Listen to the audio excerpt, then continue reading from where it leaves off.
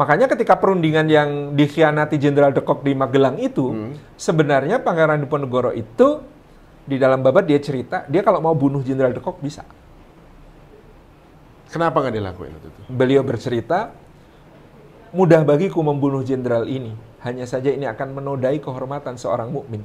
Bagaimana seorang mukmin berada di dalam meja perundingan, sedang bertamu, kok membunuh tuan rumahnya? Itu akan jadi aib yang tidak tertanggungkan bagi seorang beriman.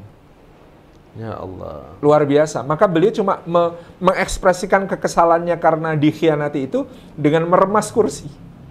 Mas Ari kalau ke Magelang ada museum perjuangan Pangeran Diponegoro di Magelang yang bekas Wisma Residen tempat perundingan yang beliau dikhianati Jenderal de Kock itu, ada kursi yang lengan kursinya ini remuk.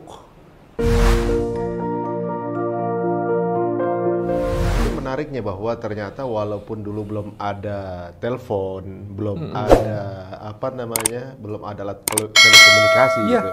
Bagaimana caranya kesultanan ini berkoordinasi dengan jarak yang jauh, kok sama-sama kompak dengan visi yang sama gitu. Membuktikan karena jadi Indonesia kan berarti punya sama visi dong. Betul. Nggak apa-apa situ yang mimpin, kita pun nggak apa-apa gitu. Nggak masalah. Gitu. Itu masalah. Luar ini biasa, bukan masalah yang eksis siapa kok gitu. Yang penting bagaimana kita bisa sama-sama berukhuwah kan gitu seperti itu. Nah dulu bagaimana caranya mereka berukhuwah ya? Saya akan sulit menjawab elemen apa yang bisa mengikat kita menjadi sebuah Indonesia ini, kecuali yang pertama nilai Islam, yang kedua adalah toleransi yang besar dari tokoh-tokoh Islam. Kita selalu akan menemukan dua itu. Yang pertama Islam yang menyatukan kita. Fathahillah itu orang Pasai kata. Kemudian sebagai ulama Pasai, dia pulang dari Makkah, negerinya sudah dijajah Portugis, dia bergerak ke timur. Mana yang bisa saya berjuang bersama untuk menangkal imperialisme Portugis? Akhirnya diterima oleh Sultan Trenggono di Demak, dijadikan sebagai menantu kerajaan karena dia dinikahkan dengan putri Raden Patah. Kemudian setelah itu diangkat jadi ulama dan panglima, dan dia kemudian bertugas untuk menghadang Portugis di Sunda Kelapa itu. Jadi di situ rekatnya nilai-nilai Islam itu. Sampai kemudian juga kita, kalau boleh jujur ya, memang kadang-kadang kita dalam sejarah narasi ditulis oleh yang sedang berkuasa. Tapi tidak bisa dipungkiri faktanya. Misalnya, kita mendasarkan kebangkitan nasional pada Budi Utomo. Tapi tidak ada ahli sejarah yang akan bisa membantah bahwa pergerakan menuju kemerdekaan yang terbesar itu adalah Sarekat Islam yang dipimpin oleh Pak Cokro. Jadi, Sarekat Islam pada puncak kejayaannya itu punya 3 juta anggota aktif. Masya Allah. Partai zaman sekarang ada nggak yang punya 3 juta anggota aktif? Kalau di Instagram mungkin bisa aja di cloning gitu ya. Iya, 3 juta anggota aktif dan semuanya melek dengan cita-cita perjuangan, yaitu mereka harus punya sebersih-bersih tauhid, setinggi-tinggi ilmu, sepandai-pandai siasat. Waduh. Keren banget ya. Benar. Pak Cokro mendidik itu sebersih-bersih tauhid, setinggi-tinggi ilmu, sepandai-pandai siasat. Ya. Ini elemen keislaman. Aceh bersatu, Islam. Minang bersatu, Islam. Melayu bersatu, Islam. Palembang bersatu, Islam. Jawa bersatu juga karena Islam.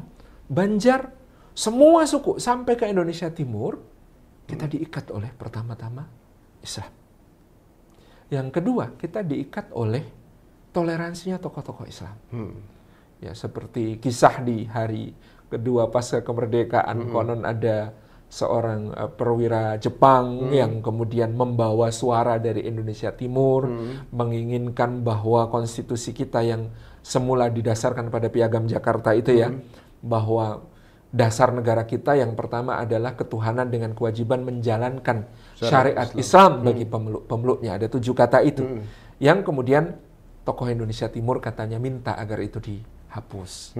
Kalau tidak, Indonesia Timur ya agak enggan untuk bersatu karena ya kata dengan kewajiban menjalankan syariat Islam bagi pemeluk-pemeluknya itu membuat mereka merasa warga negara kelas 2 gitu.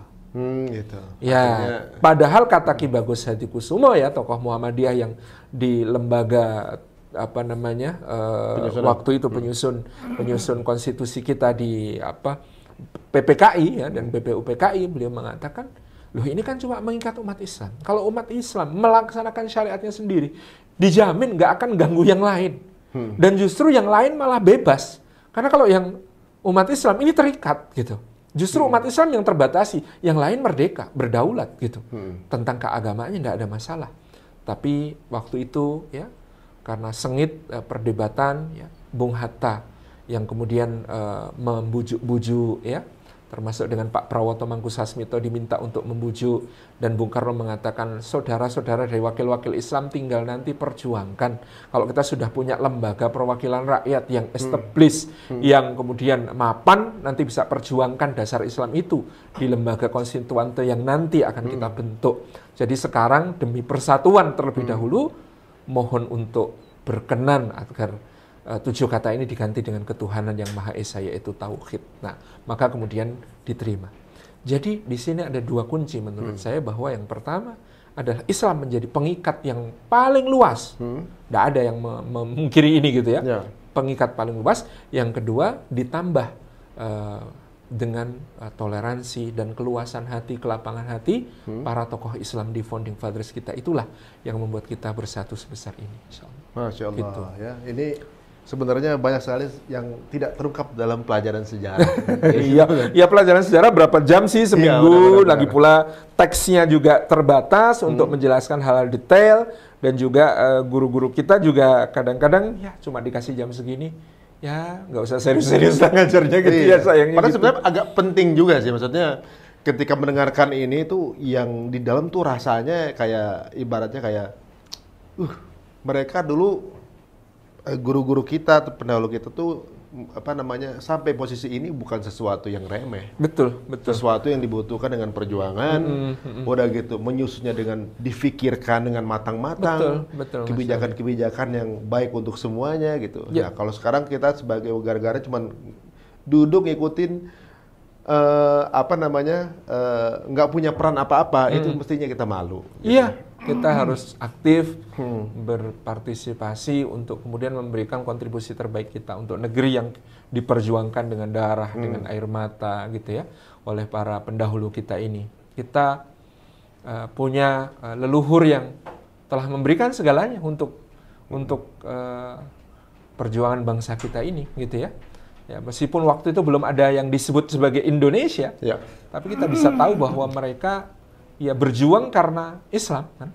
Dan itu menambah lagi satu bukti bahwa pengikat kita adalah Islam. Ya. Benar. Seperti Pangeran Diponegoro juga mengatakan, amangun luhuripun agami Islam ing tanah Jawi. Saya berperang untuk membangun keluhuran agama Islam di tanah Jawa ini. Karena inilah agama yang bisa memberikan kepada kita izzah. Berhadapan dengan musuh, berhadapan dengan penjajahan, berhadapan dengan apapun. Ini yang memberi kita ruh untuk eksis, untuk berjuang, untuk memberikan segalanya gitu ya.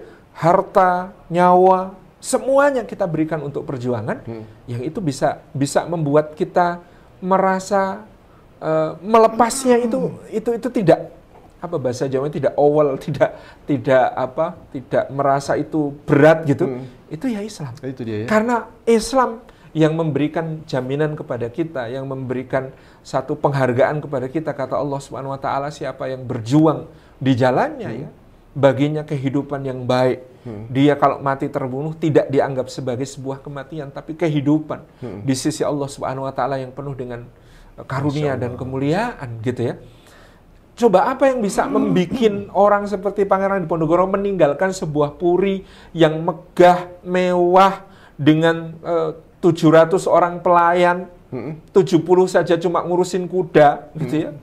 Coba bayangkan, ditinggalkan untuk bergerilya dari hutan ke hutan, dari gua ke gua, makan buah yang ditemukan saja di hutan ya, dengan perut yang lapar, dengan pasukan yang tersebar di mana-mana, dan beliau harus bergerilya dari satu tempat ke tempat lain, tidak pernah punya tempat menetap seperti itu. Meninggalkan kemapanan gitu. Apa coba yang bisa membuat beliau meninggalkan kemapanan yang itu? Ada 3.000 keluarga bernaung di bawah beliau, semuanya setiap panen menyerahkan sebagian besar panenannya untuk beliau, karena itu adalah tanahnya beliau gitu.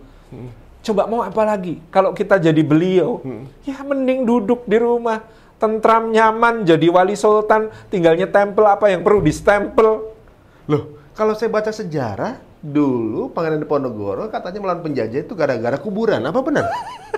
Ya kan kuburan, tanah ya. Iya, tanah.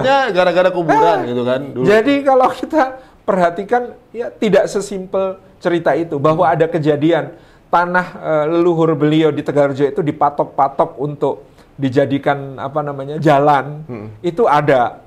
Tetapi yang marah karena itu bukan beliau, pengikut beliau. Itu patok-patok dicabutin, diganti tombak sama anak buah beliau. Sementara beliau sendiri tetap berada di Puri dan beliau mengatakan kita tahan diri, kita sabar. Kita apa yang paling membuat beliau marah kalau gitu? Ya ini soal bahwa sebenarnya beliau memang sudah mempersiapkan jihad itu sejak beberapa tahun sebelumnya dengan jejaring para ulama ya. Dan beliau merencanakan memulai jihadnya itu bulan Muharram. Bulan Muharram. Nah, ternyata bulan Dzulhijjah ya Puri Tegarjo sudah diserbu Belanda. Didahului sama Belanda, diserbu dan dihancurkan ya. Tempat kediaman beliau itu, maka beliau terpaksa keluar dari Puri dan langsung pindah ke markas gerilya yang sudah disiapkan itu memang sudah disiapkan di Selarong, iya. Sesudah itu ya para ulama sudah langsung bergabung semuanya dan luar biasa. Ya, 5 tahun perang, 15.000 serdadu Belanda tewas, 20 juta gulden anggaran Belanda habis sampai negaranya nyaris bangkrut. Ya. Jumlah tewas di Perang Jawa itu lebih besar daripada jumlah tewas di Perang Napoleon di Eropa untuk serdadu Belanda. Masya Allah. 20 juta gulden itu bayangkan adalah bahwa pendapatan kerajaan Belanda dari tanah jajahan per tahun hanya 2 juta gulden. Berarti perang 5 tahun ngabisin pendapatan 10 tahun dari seluruh wilayah jajahan. 10 tahun itu bukan cuma dari Nusantara. Pendapatan dari Hindia Barat, dari Suriname, dari Sri Lanka, dari disetor ke situ, Afrika Selatan, semuanya disetor ke Belanda, dihabisin Pangeran Diponegoro. Ya Allah, ya Rabb. Makanya untuk menaklukkan perang Diponegoro ini, menaklukkan Pangeran Diponegoro itu kan harus pakai siasat yang sangat mahal. Namanya stelsel benteng. Stelsel benteng itu ya setiap daerah harus dibangun benteng supaya gerak gerilya pasukan Diponegoro ini terhambat. Oh, ya, dari antara 1827 sampai 1829, Belanda itu untuk membuat Diponegoro semakin terjepit itu harus membangun 280 benteng. Ya? 280 benteng, bayangin. Masih ada nggak benteng-benteng itu sini? Masih sebagian. Bagian masih ada? Masih. Ya Allah. Berarti memang salah satu yang sulit ditaklukkan beliau. Salah satunya iya, itu. Yang paling mahal mungkin. Mahal sekali. Termahal. Anggaran perang Diponegoro itu termahal dari... Karena perangnya cuma dekat-dekat maghrib ya? Iya. 1830 sampai 1825 sampai 1830. Ya, 5 menit. Udah menjelang Isya itu. Kita ngerasain itu aja terasa lama. Beliau berperang 5 tahun. Coba bayangin. 5 tahun perang ya? 5 tahun perang. Gitu. Tapi ketika... itu ya pasti ada kepuasan tersendiri lah beliau. Betul. Walaupun akhirnya ya dimenangkan oleh Belanda. Belanda. Tapi beliau juga nggak merasa ini sebagai sebuah kekalahan karena sudah berusaha kan. Ya namanya tugasnya itu berjuang. Ya. Berjuang itu ya lebih tinggi dari berhasil. Karena Allah menilai perjuangan, keberhasilan itu karunia, gitu ya. Makanya ketika perundingan yang dikhianati Jenderal de Kock di Magelang itu, sebenarnya Pangeran Diponegoro itu di dalam babat dia cerita, dia kalau mau bunuh Jenderal de Kock bisa. Kenapa nggak dilakuin itu? Beliau bercerita, mudah bagiku membunuh jenderal ini. Hanya saja ini akan menodai kehormatan seorang mukmin. Bagaimana seorang mukmin berada di dalam meja perundingan, sedang bertamu, kok membunuh tuan rumahnya? Itu akan jadi aib yang tidak tertanggungkan bagi seorang beriman. Ya Allah. Luar biasa. Maka beliau cuma mengekspresikan kekesalannya karena dikhianati itu dengan meremas kursi. Mas Ari kalau ke Magelang ada museum perjuangan Pangeran Diponegoro di Magelang yang bekas Wisma Residen tempat perundingan yang beliau dikhianati Jenderal de Kock itu, ada kursi yang lengan kursinya ini remuk. Itulah tempat duduknya Pangeran Diponegoro ketika berunding. Beliau menahan kemarahan luar biasa. Ya pengen bunuh sebenarnya, bisa sebenarnya, tapi beliau tahan. Itu ekspresinya sampai lengan kursinya diremas sampai nyaris hancur. Oh, jadi kepengen ke sana tuh. Keren banget ya. Iya, jadi peristiwa kelabu ya, 28 Maret 1830. Tapi jadi tambah ngefans lah ibaratnya sekarang. Jadi ngefans, jadi rasa bangga gitu. Ibaratnya seorang mukmin itu nggak mudah ditaklukkan gitu. Harus dengan sebuah proses perjuangan sampai akhirnya bisa selesai. Dan hebatnya ketika dikhianati, dia tidak tertarik untuk berkhianat juga gitu. Itu kan nilai prinsip ya. Dia mengkhianati saya, boleh dong saya mengkhianati dia? Harusnya gitu. Tapi beliau mengatakan, enggak, ini kehormatan seorang mukmin yang harus dijaga. Orang mukmin tidak boleh mencemarkan imannya dengan perilaku khianat, meskipun musuhnya berkhianat kepada dia. Sama kayak ini berarti, Saladin Al-Ayyubi. Iya, betul. Sama, harusnya semua mujahid Islam pasti sama, punya prinsip yang sama gitu ya. I'm not this man, I am Saladin gitu ya. Hafal ya dari film Kingdom of Heaven. Alhamdulillah tadi part 2 dengan Ustadz Salim Pilah. Bangga sekali kita dengar ada seorang pahlawan seperti Pangeran Diponegoro yang menghabiskan dana bergulden-gulden. Mungkin aja ini adalah dana terbesar yang pernah terjadi dalam peperangan di dunia dalam waktu yang sangat singkat, hanya sekitar 5 tahun.